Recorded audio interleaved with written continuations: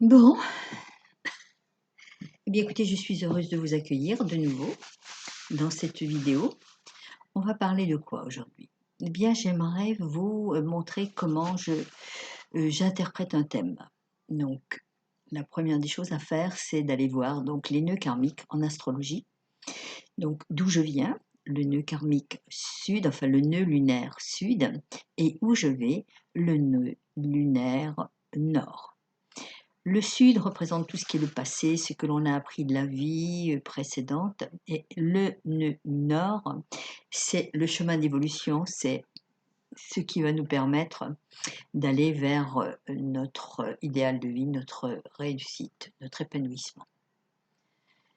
Ensuite, c'est une fois que j'ai établi ça, je me pose comme en position d'aigle à la limite, en position de, on va dire, de vision holistique, d'où je viens et où je vais.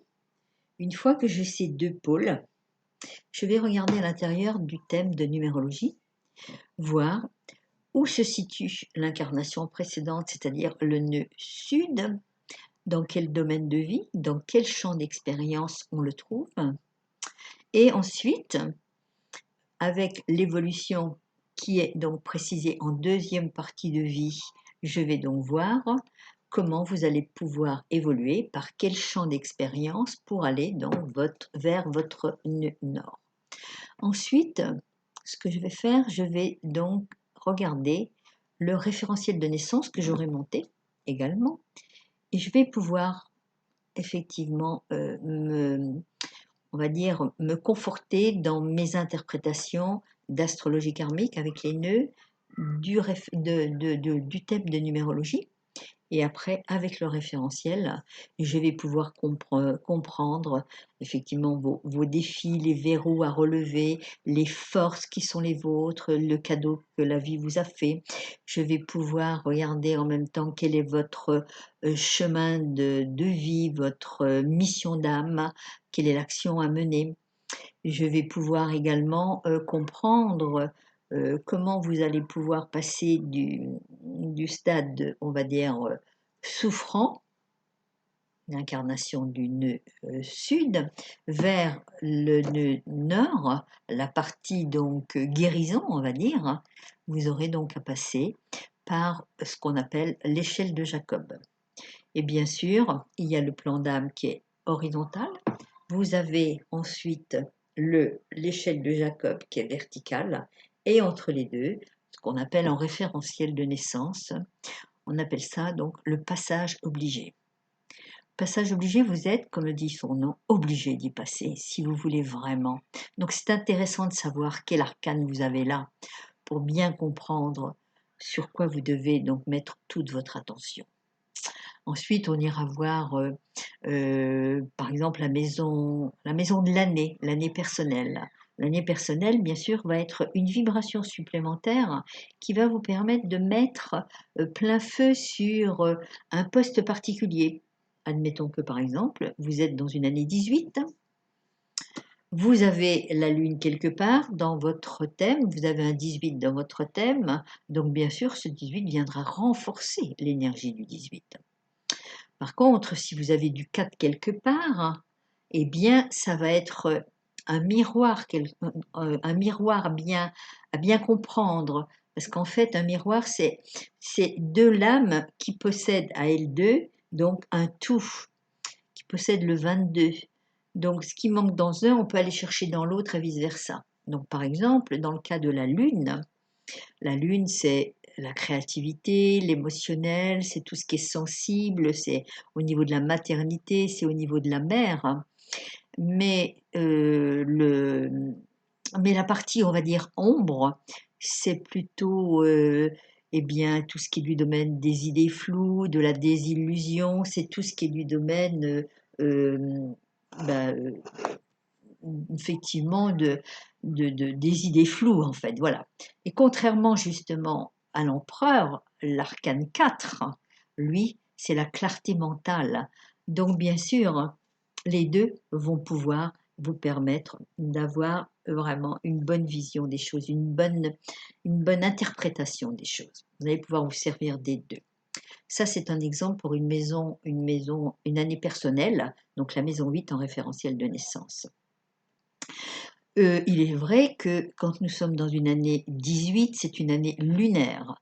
Donc il y a une notion, je dirais, de perte. Il y a quelque chose qu'on doit laisser derrière soi après cette année 18. Et qu'est-ce qu'on peut laisser derrière soi? Ben, ça peut être tout simplement ses illusions. Ça peut être aussi quelque chose en rapport avec le père, le 4, le père, le géniteur. Donc, il faut aller voir ça aussi. Par exemple, j'ai un thème là en ce moment à faire. Donc, cette personne est en année 18. Elle a effectivement le 4 en maison des expériences et elle a aussi le 18 en soi à atteindre. Donc il y a un gros rapport avec la mère, il y a un gros rapport avec la sensibilité. En plus, cette personne vient d'un nœud karmique scorpion. Donc on sait que le scorpion, c'est quelqu'un qui a un émotionnel puissant, très fort, voire à la limite de la susceptibilité quelque part. Donc cette personne a tendance à prendre tous les mots, les regards comme des suspicions, comme des... Voilà, donc il en prend ombrage.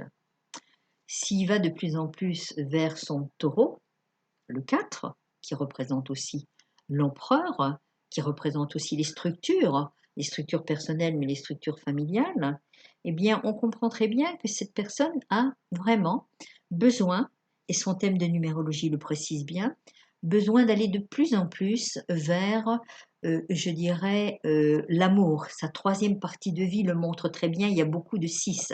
Donc la compréhension du 6, c'est l'amour, le sens des responsabilités familiales, professionnelles. C'est également tout ce qui est du domaine de la recherche d'harmonie, de bien-être, mais tout ce qui est également la famille. Effectivement que cette personne, au niveau famille, a eu quelques déboires, donc ce n'est pas vraiment ce qu'il a mis en priorité. La famille, il n'en a pas vraiment des bonnes bases, on va dire. Et il doit aller vers le taureau, donc effectivement, c'est quelque chose qui est à développer. Donc, par exemple, dans une année 18, le rapport à la mère, le rapport à la sensibilité, à la créativité, avec donc la maison des expériences, le 4, le référentiel dans le référentiel, donc l'empereur, les structures, eh bien, si justement il décidait cette année de laisser un petit peu de côté cette susceptibilité, cette émotivité, cette susceptibilité en fait quelque part, pour pouvoir apprendre maintenant à déterminer qui il est lui. Exactement. Pouvoir exprimer ses propres valeurs sans être influencé par son passé, par son passé scorpion, qui est aussi, on le sait, le scorpion, la sexualité principalement, mais aussi il y a une profondeur d'âme chez le scorpion. Donc, sortir un petit peu de tout ça et aller de plus en plus vers cette paix de l'âme, cette recherche de la famille, la recherche de l'amour. Donc, vous voyez, ça c'est un exemple que je vous donne pour l'élaboration d'un thème. Après, si je n'ai pas, si j'ai encore des incertitudes dans l'interprétation de ce thème, ça va être très facile de pouvoir aller voir aussi dans l'angéologie. Quel est l'ange qui vous accompagne? Et croyez-moi que si vous allez voir vraiment la mission de l'âge, de l'ange, pardon, de l'ange qui vous accompagne, eh bien, vous allez tout de suite comprendre quelle est la mission que vous avez à régler ici. C'est quoi ce que vous avez à faire ici? Est-ce que vous êtes pour appartenir à la justice, à la vertu, à l'équilibre, à l'amour? Eh bien, l'ange va vous permettre de conforter votre interprétation. Voilà, beh, écoutez, je ne vais pas rentrer plus en détail dans cette interprétation de thème.